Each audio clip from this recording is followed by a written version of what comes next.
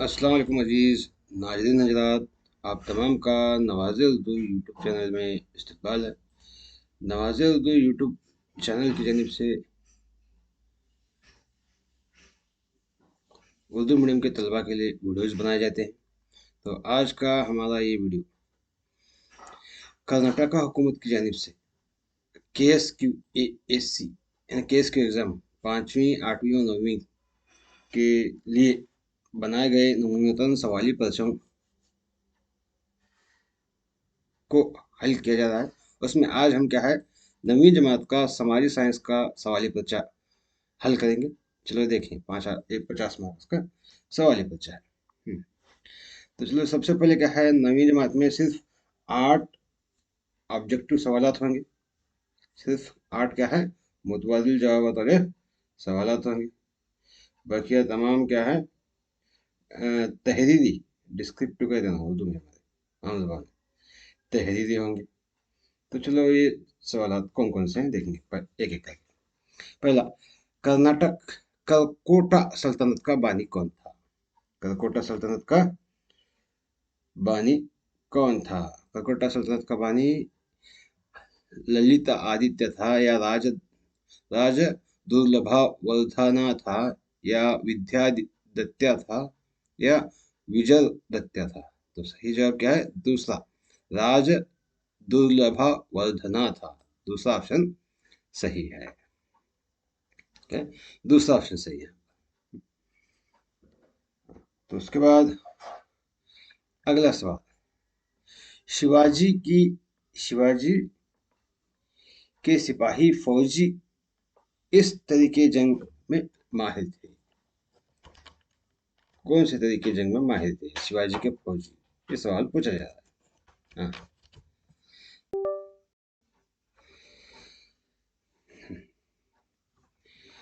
कौन सा तरीका?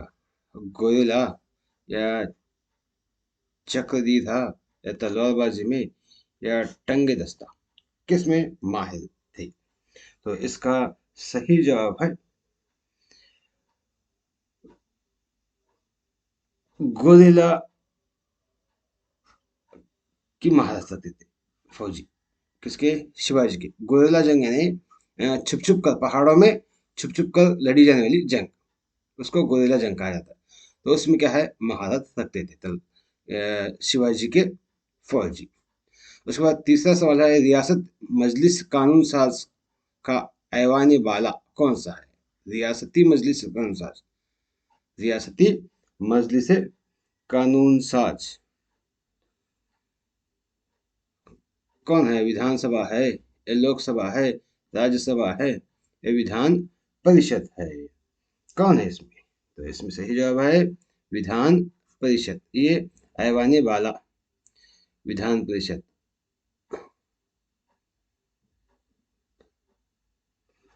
ऐवान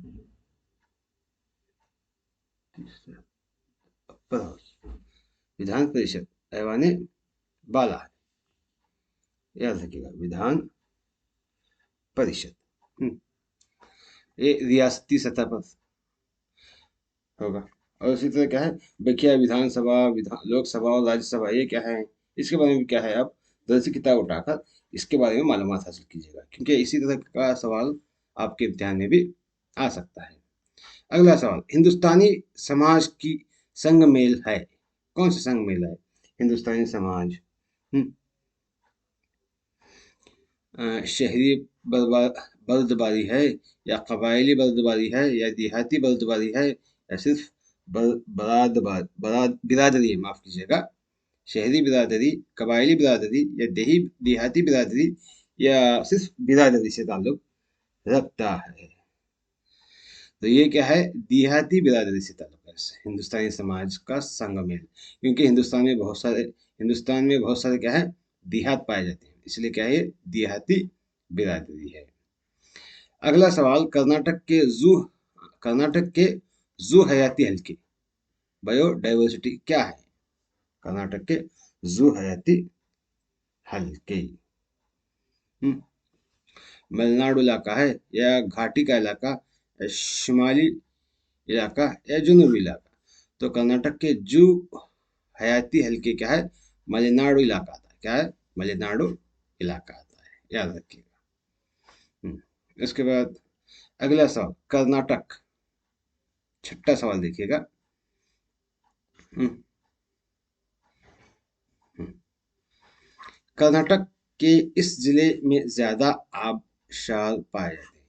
सबसे ज्यादा आबशार किस जिले में है? शिवमोगा केंद्र में, या मंगलोर में, उडुपी में, या बेलगांव, या बेलगाम में? किस जिले में है सबसे ज्यादा? तो सबसे ज्यादा क्या है, शुमाली केंद्र में आबशार पाए जाते हैं सबसे ज्यादा। अगला सवाल, रिजर्व बैंक ऑफ इंडिया का कयाम किस साल हुआ, कब हुआ? रिजर्व बैंक, आरबीआई, आरबीआई का कयाम कब हुआ? 1947 या 1935, 1962, 1986? कब हुआ इसका कयाम? इसका कयाम क्या है, 1935, आजादी से पहले ही हुआ है, याद रखिएगा, 1935 में हुआ। अगला सवाल, किसी चीज या खिदमत की कदर या कीमत 20 लाख से कम है तो यहाँ शिकायत दर्ज की जा सकती है। हाँ, किसी चीज या खिदमत की कीमतें कदर या कीमत 20 लाख से कम है, जो खरीदती चीजें, उसके अंदर शिकायत दर्ज करना है, वो 20 लाख से कम है, तो हम कौन से हिस्से में, यानी कौन से तालुका में, कौन से कमिश्नर ऑफिस में हम शिकायत दर्ज कर सकते हैं? कौमी कमीशन, तालुका फॉरम, रियासती कमीशन, या जिला कमीशन? तो 2 लाख के लिए क्या है, जिलाई कमीशन के लिए अप्लाई कर सकते हैं, 2 लाख की रकम तक। हाँ, ये रहे हमारे ऑब्जेक्टिव सवाल। अब हम आगे बढ़ेंगे डिस्क्रिप्टिव, यानी तहरीरी जवाब, जो लिखना है तलबा को, लिख कर क्या है जवाब देना है, उनके बारे में देखेंगे एक एक करके। हाँ, यहाँ पर एक जुमले में लिखने वाले जवाब क्या है, 8 है, वो 8 16 यहाँ पर हो गए इनके। तो पहला देखिए क्या, गुरु नानक की तालीमात का मजमूआ कौन सा है? गुरु नानक की तालीमात का मजमूआ, जो सिख मजहब के बानी है गुरु नानक, और सिख मजहब की मुकद्दस किताब भी है गुरु ग्रंथ साहब। क्या है, गुरु ग्रंथ साहब। अगला सवाल, अहम ब्रह्मास्मि की वकालत किसने की? अहम ब्रह्मास्मि की वकालत क्या है, शंकराचार्य ने की, शंकराचार्य ने की। तो अगला सवाल हमारा, सोशलाइजेशन समाजकारी, सोशलाइजेशन क्या है? इसका मतलब है, इसका जवाब है पैदाइश का अमल, पैदाइश का अमल आहिस्ता आहिस्ता एक समाजी फर्द में तब्दील होता है, वही क्या है, सोशलाइजेशन है। या हम इस तरह भी लिख सकते हैं कि एक समाज वजूद के तौर पर इंसान के इर्तिका का अमल है। इंसान की इर्तिका, इंसान बड़ा होता है, उसका अमल है, यही समाज कार्य या सोशलाइजेशन कहलाता है।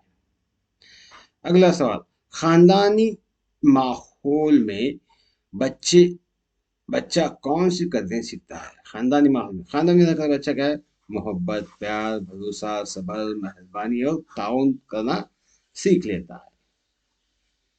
हम्म,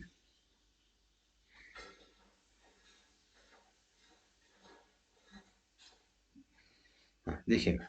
अगला सवाल, आबपाशी काश्तकारी की तारीफ करिए। आबपाशी काश्तकारी यानी खेतों में पानी पहुंचाना, आबपाशी मतलब पानी को पहुंचाना मस्तवी तरीके से, उसको आबपाशी कहा जाता है।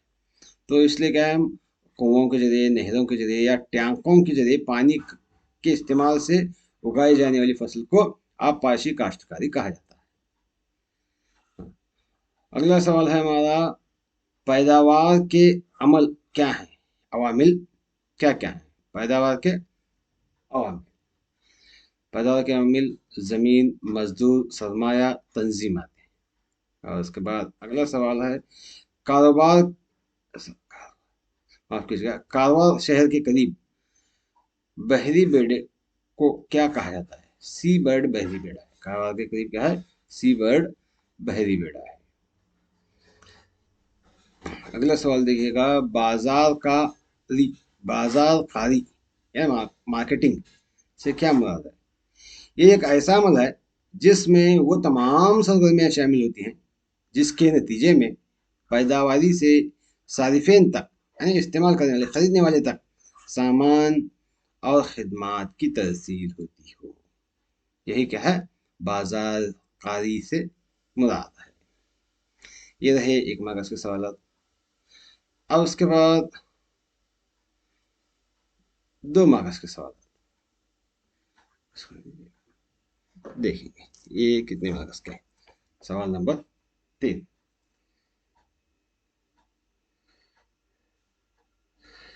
ये क्या है? ये भी 8 सवाल थे।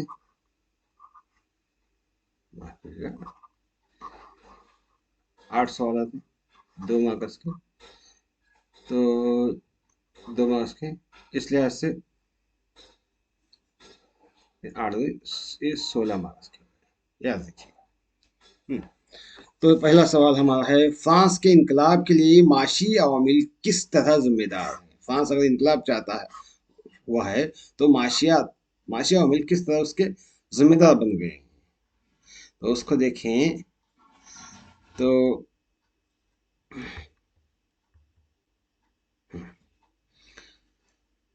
पहला क्या है? ज़राई पैदावार में कमी, उससे भी माशियात को नुकसान हुआ।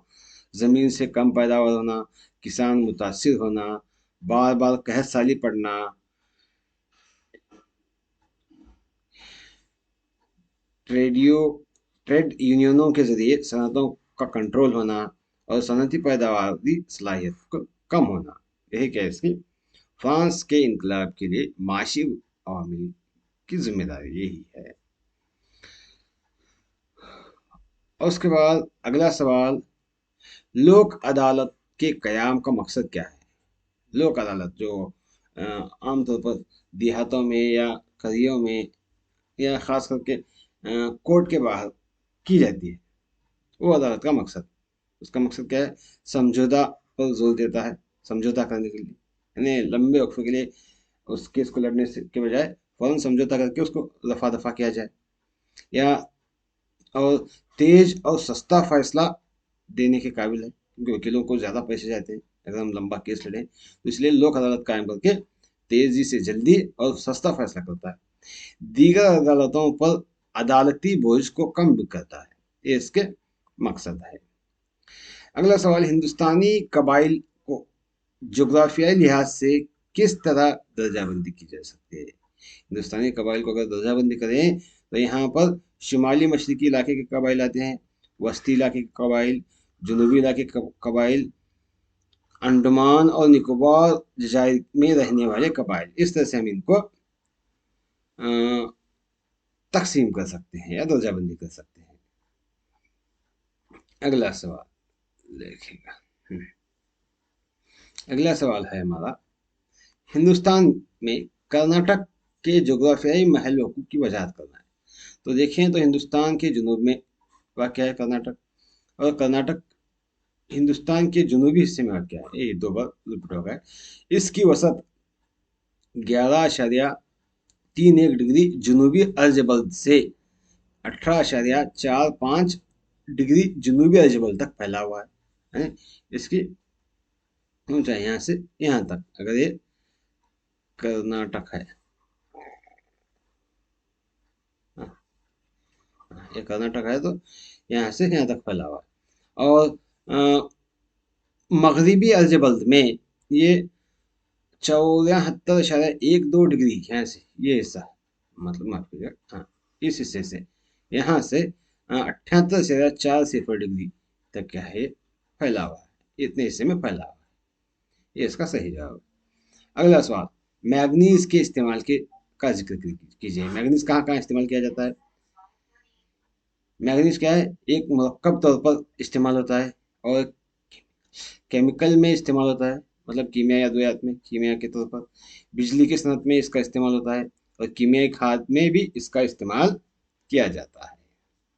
और इसी तरह कैलकुलेटर, कैलिको प्रिंटिंग, माफ कीजिएगा, कैलिको प्रिंटिंग में भी इसका इस्तेमाल होता है, पेंट में भी इसका इस्तेमाल होता है, मैग्नीज का इस्तेमाल। अगला सवाल देखिएगा, कर्नाटक की शक्कर साजी के कारखानों का कारखाने कर्नाटक के शक्कर साजी के कारखाने कावेरी, कृष्णा और तुंगभद्रा के आसपास इलाकों में पाए जाते हैं। क्यों मरकूज है वहीं पर, पूछते हैं। उसकी अहम वजह क्या है?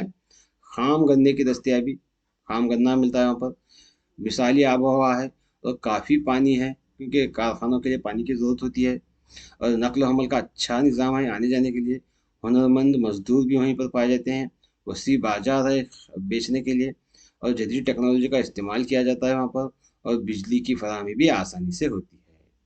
ये इसके वजह है।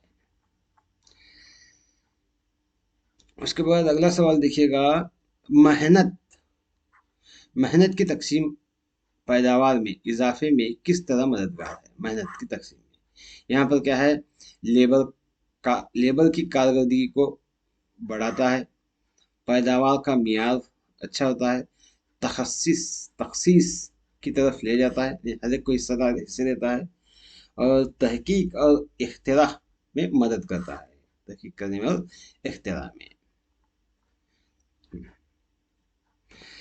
तो अगला सवाल देखिएगा 24वां, बिजनेस मैनेजमेंट बिजनेस माफ कीजिएगा बिजनेस मैनेजमेंट का फैसला करते वक्त किन अवामिल को जहन में रखना है बिजनेस मैनेजमेंट के लिए? तो इस वक्त क्या है, हमें वक्त का अंसर होता है, तजुर्बा का ख्याल रखना चाहिए, दानिशमंदाना फैसला लेना चाहिए, मजबूत होना चाहिए, दिलेरी से काम करना चाहिए, वजाहत भी करना चाहिए, क्योंकि बिजनेस मैनेजमेंट के लिए का फैसला लेते वक्त। हाँ, तो उसके बाद हमारे 5 से 6 जुमले में जवाब देना है। अगले सवाल, 5 से 6 जुमले में।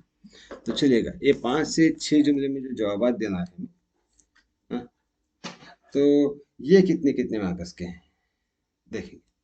ये क्या है, हमारे 5 से 6 जुमले में जवाब दिए जाने वाले सवाल नंबर 4 के 3 मार्क्स के सवाल आते हैं। ये 9 सवाल आते हैं 3 मार्क्स के, 3 मार्क्स के 9 सवाल आते हैं। हाँ, तो इस हिसाब से 27 मार्क्स के सवाल आते हैं, 27 मार्क्स के। हाँ, तो चलो देखेंगे। पहला सवाल है, ईसाइयत की मकबूलियत की क्या वजह है? ईसाइयत मजहब क्यों फैला, उसकी वजह क्या है?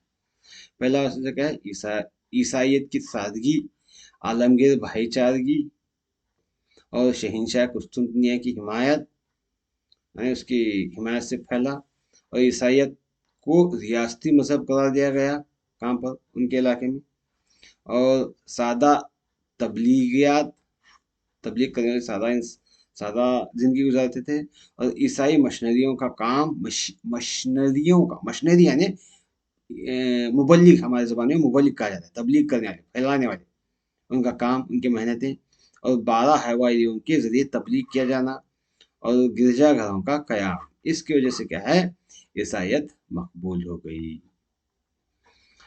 अगला सवाल देखिएगा, मध्वाचार्य के जरिए किन उसूलों की वकालत की गई है? मध्वाचार्य ने क्या वकालत की? मध्वाचार्य ने क्या है, द्वैत फलसफे की वकालत की, और दुनिया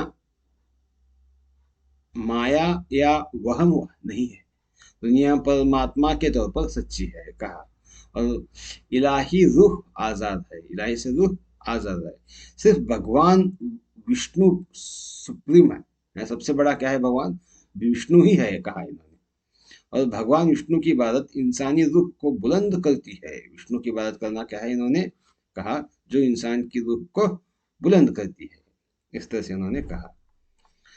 हाँ, तो अगला सवाल हमारा, जोग्राफियाई खोज की वजूहत क्या है? जोग्राफियाई खोज क्यों शुरू की दुनिया में? सबसे पहले क्या है, कुस्तुनतुनिया पर उस्मानियों का कब्जा है, कब, 1443 के खे शायद, 54 है शायद, बहरहाल क्या है, कुस्तुनतुनिया का पर, कुस्तुनतुनिया पर नहीं, का नहीं आना है, पर कुस्तुनतुनिया पर उस्मानियों का कब्जा है, ईसाइयत का फैलाव है, और मशरिकी ममालिक की तरफ यूरोपी तजस्सुस है। हाँ, मेरिनर ने क्या है कंपास इजाद किया। कंपास यानी सिमत को पहचानने के लिए कंपास का इजाद किया। और फल्कियात की इजाद मेरिनल का इजादात की वजह से क्या है जोग्राफियाई खोज शुरू हुई। नक्शे और चार्ट बनाने के इस्तेमाल से खोज शुरू हुई। स्पेन और पुर्तगाल के दरमियान जिद्दोजहद का मुकाबला शुरू हुआ और सूरज शुरू हुई। मुनाफा कमाने के लिए चीन चीन की जरखेज जगह क्या है इसकी अहम वजह बनी। ये क्या है इसकी वजह है। अगला सवाल हमारा रियासती पॉलिसी के हिदायती उसूल हिंदुस्तान की हमारे तरक्की के लिए कैसे हैं। देखिएगा उसकी वजह रोजी रोटी के मुनासिब जराए फराहम करने का मकसद है हिदायती उसूल में। और मसावी काम के लिए मसावी तनख्वाह फराहम करने का मकसद है। इसका मकसद मजदूरों की फलाह व बहबूदी का तहफ़्फ़ुज़ है। और सेहत की सहूलियात फराहम करने का मकसद है। और प्री स्कूल तालीम फराहम करने का मकसद है जिसका मकसद तारीखी यादगार की हिफाजत करना है। इसका मकसद क्या है बैनुल अक़वामी अमन की हिफाजत करना है। और उसी तरह ग्राम पंचायतों के क़याम करना भी इसका एक मकसद है। और उसी तरह इसका मकसद दही दही और छोटी सनतों की हौसला अफजाई करना है। और शराब की ममानत करना भी इसका मकसद है। इसका मकसद रियासती पॉलिसी के हिदायती उसूलों का मकसद है जो हिंदुस्तान की हमारे तरक्की के लिए किए जाते हैं। उसके बाद एक गैर मुनकिस्म खानदान की खसूसियात क्या क्या है। देखिए गैर मुनकिस्म खानदान साइज बड़ा साइज होता है यानी मुनासिब हिस्सादारी करें। तमाम मेंबरान जायदाद में शरीक होते हैं। एक ही रहाइश गाह में रहते हैं और उसी किचन में खाना पकाते हैं। एक ही क्या है किचन रूम होती है उनकी पकाने का घर। खाना एक ही साथ खाते हैं और एक ही मजहब के पैरोकार होते हैं। खुद मुख्तार होते हैं। सबसे पुराने रुकन को फैसले करने का इख्तियार दिया जाता है। अब उसके बाद यहाँ पर कर्नाटक में जो सदाबहार जंगलात हैं वो पतझड़ जंगलात से किस तरह से मुख्तलिफ हैं। इन दोनों के दरमियान फ़र्क क्या है देखना। तो यहाँ पर देखें तो सदाबहार जंगलात ये एक्चुअली पतझड़ होता है। यहाँ पर क्या है यहाँ पर पतझड़ जंगलात ये हमेशा सब्ज होते हैं। सदाबहार इनके पत्ते बहाते हैं यानी पत्ते झड़ते हैं। और सेंटीमीटर से ज़्यादा 250 सेंटीमीटर से ज़्यादा क्या है बारिश वाले इलाकों में पाए जाते हैं। ये 60 से 120 सेंटीमीटर बारिश वाले इलाके में पाए जाते हैं। ये थोड़ा नंबर से आगे पीछे है देख लीजिएगा। दरख्त लंबे और घने बढ़ते हैं। जंगलात घने नहीं होते। और यहाँ पर क्या है जंगलात नाकाबिल तस्खीर हैं। जंगलात काबिल रसाई यानी आराम से पहुँच सकते हैं। अंदर जाना मुश्किल है। सूरज की रोशनी ज़मीन तक नहीं पहुँचती कहाँ सदाबहार में। और पतझड़ में सूरज की रोशनी ज़मीन तक बआसानी पहुँच पाती है। पाए जाने वाले दरख्त यहाँ पर क्या है गुलाब की लकड़ी महोगनी और ये क्या महोगनी केनो केनो सागवान सूफा और हेबिलासो है। और यहाँ पर क्या है दरख्त मिलने वाले क्या है सागवान केनो महोगनी नीम आम चेक बर्ग संदल और बांस है। और ये किन इलाकों में है उत्तर कन्नड़ा दक्षिण कन्नड़ा शिवमोगा हासन एक्चुअली हासन चिक्कामंगलूर चामराजनगर और कोडगु अजला में ये सदाबहार जंगलात पाए जाते हैं। और पतझड़ जंगलात मैसूर चामराजनगर हासन तुमकुर चिक्कबल्लापुर कोलार मंड्या रामनगर और बेंगलुरु दिल्ली में क्या है पतझड़ के जंगलात पाए जाते हैं। हाँ अगला सवाल है हमारा वजाहत करें कि आबी बर्फ की कुव्वत की पैदावार में कर्नाटक किस तरह पहले नंबर पर है बर्फ की कुव्वत पैदा करने में। क्योंकि यहाँ पर क्या है कर्नाटक में बहुत सारे दरिया हैं और नदियाँ आबशारें बनाती हैं। और पहला प्रोजेक्ट शिवना समुद्र पर बनाया गया। दूसरा पावर स्टेशन क्या है दरियाए शमशा पर कायम किया गया। और जोग आबशार के करीब महात्मा गांधी पावर स्टेशन कायम किया गया। और 5 साल मंसूबों के तहत कई हाइड्रो मंसूबे बनाए गए।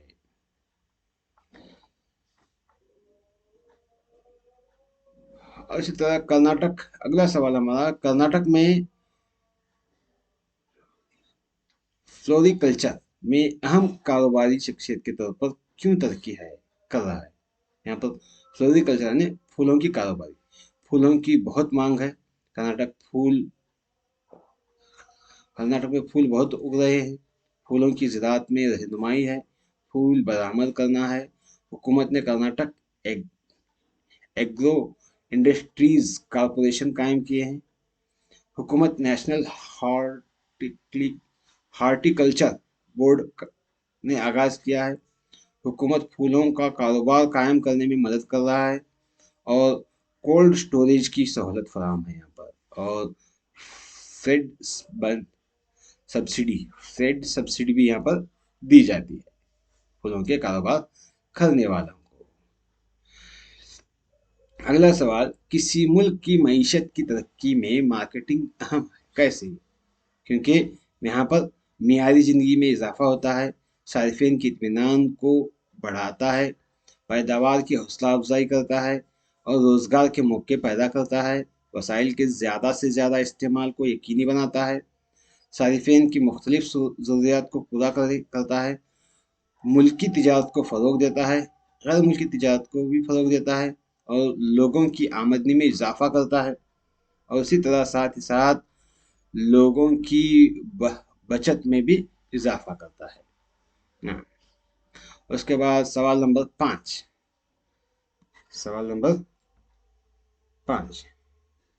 देखिएगा।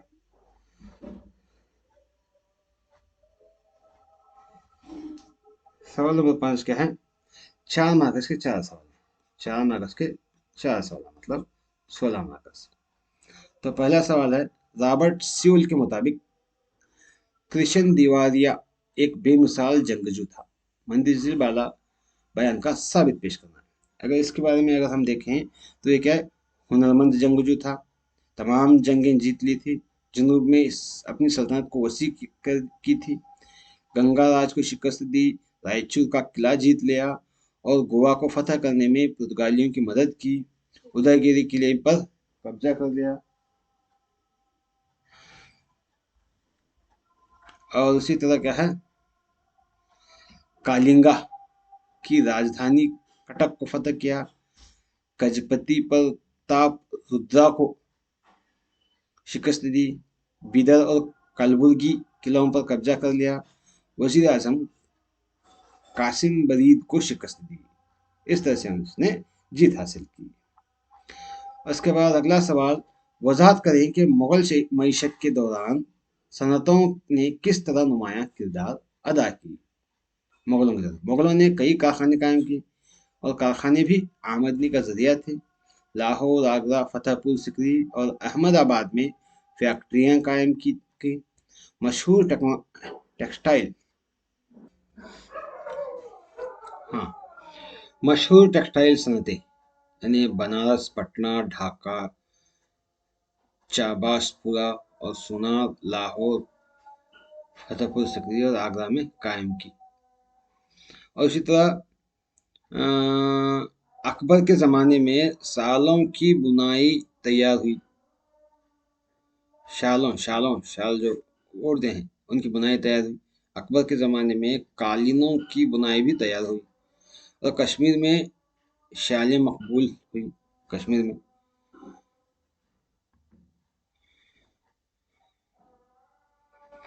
और इसी तरह क्या है, हिंदुस्तान एशिया और यूरोप के कई ममालिक के साथ तिजारत करता था और उस वजह से भी अहमियत बढ़ी। और दरामद शुदा खाम रेशम, धातें और घोड़े, परफ्यूम, सोना और चांदी थे। और बरामद शुदा सूती कपड़े, काली मिर्च, ज़ाफ़रान, अफ़्यून, नमक, पेड़े और ऊनी कपड़े बरामद किए जाते थे। ये तमाम क्या है, मुगल सल्तनत के दौरान सल्तनतों को का अहम किरदार था। उसके बाद अगला सवाल देखिएगा हमारा, हिंदुस्तान में सदर के इंतखाब के वजाहत कीजिए। सदर का इंतखाब कैसा किया जाता है? सदर का इंतखाब, सदर हिंद का आज अब के हमारे हिंदुस्तान की सदर श्रीमती प्रतिभा सिंह पाटिल है। प्रतिभा सिंह पाटिल।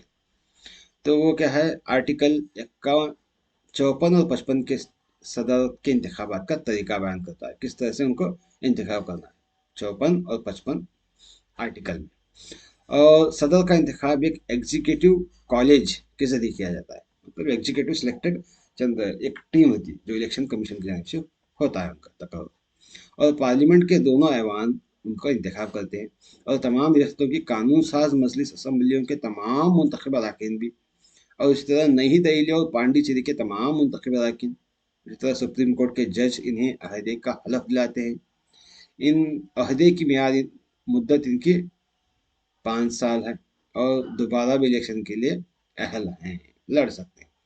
और इसे मोशन ऑफ मोशन के जरिए हटाया जा सकता है। उनको हटाने का अमल क्या है? मोशन ऑफ मोशन के जरिए हटा सकते हैं। अगला सवाल है हमारा,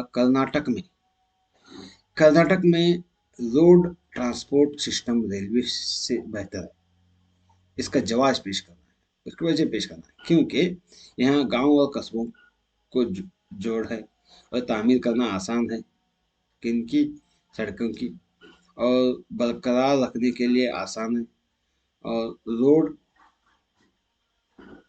टू रोड सर्विस फराहम की जा सकती है, तमाम जगहों पर दस्तयाब है, हर वक्त दस्तयाब है, और मुख्तलिफ फासले के लिए बेहतर है, मुख्तसर फासलों के लिए बेहतर है। क्या? Road transport. रोड ट्रांसपोर्ट क्या है? रेलवे से बहुत बेहतर है, क्योंकि बआसानी जा सकते हैं, आ सकते हैं। ये कर्नाटक में मुनासिब है, क्योंकि कर्नाटक एक छोटी सी रियासत है, और इसी तरह यहाँ पर क्या है, हर कोने तक आसानी से ले जा सकते हैं रोड ट्रांसपोर्ट से। और ज़राअत को फ़रोग दिया जा सकता है, सनत को भी फ़रोग दिया जा सकता है, कान कनी को भी फ़रोग दे सकते हैं, और तिजारत को वसत दे सकते हैं। इन तमाम तरीकों से कर सकते हैं। उसके बाद सवाल नंबर 5 हो गया। अब सवाल नंबर 6 क्या है? सवाल नंबर 6 देखिएगा। सवाल नंबर 6 के सवालात कुछ इस तरह से है, 4+1 = 5। 5 मार्क का सवाल है। तो ये 4 जो है, ये चारों भी यहाँ है ना, ये चारों भी अगर सही तरह से हम निशानदेही करें तो 4 मार्कस, और ये नक्शा निकालने पर 1 मार्कस। ये नक्शा क्या है? निकालने पर 1 मार्कस होगा, याद रखिएगा। तो इस तरह से हम कर्नाटक का नक्शा अब निकालेंगे। देखिए, सबसे नंबर 1 है बंडीपुरा। बंडीपुरा क्या है? बंडीपुरा कहाँ है? बंडीपुरा, बंडीपुरा क्या है? कर्नाटक के इस हिस्से में आता है।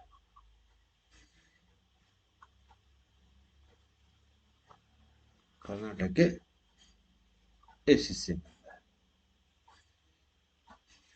एक मिनट,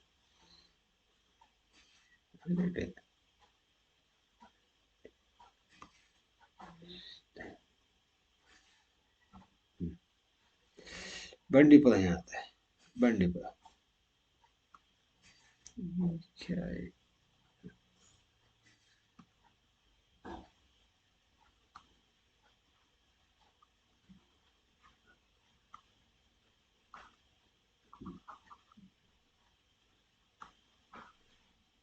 माफ कीजिएगा, एक मिनट।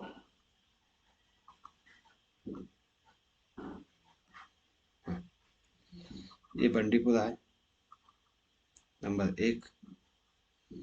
एक मिनट, माफ कीजिएगा,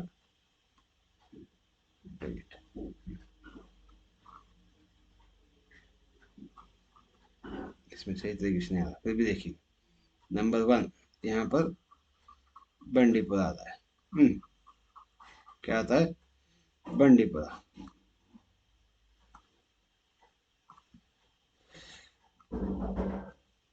हाँ, क्या?